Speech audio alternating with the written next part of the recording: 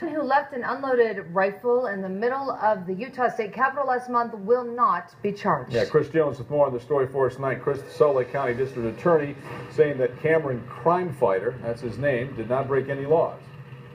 Yeah, and they say part of the reason that Crime Fighter didn't break any laws is because he did extensive research. For about 2 weeks prior to entering the state capitol, he looked into all state and federal laws to make sure that he didn't do anything illegal when he entered the capitol.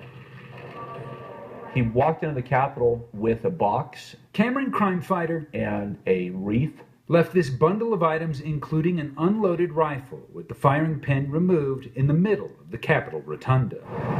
Capitol Police shut down the building, evacuated the place, and scrambled the bomb squad. And many expected charges to come as swiftly as that police response. The DA scoured the law books, looking for a statute under which to charge Crime Fighter. We looked at things like terroristic threats, creating a panic, disorderly conduct. But in the end, they say it's about intent.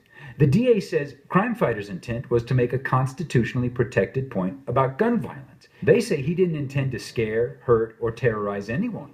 And as a side note, it is legal to carry guns into the Utah State Capitol.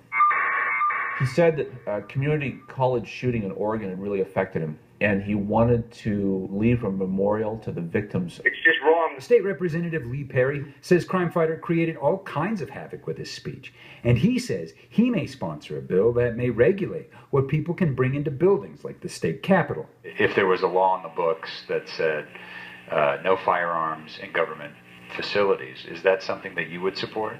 I have a hard time with that because law-abiding citizens ought to be able to carry a gun. Well, I mean, he would argue that he didn't do anything illegal with the gun either. No, he didn't do anything illegal, but he did something extremely irresponsible.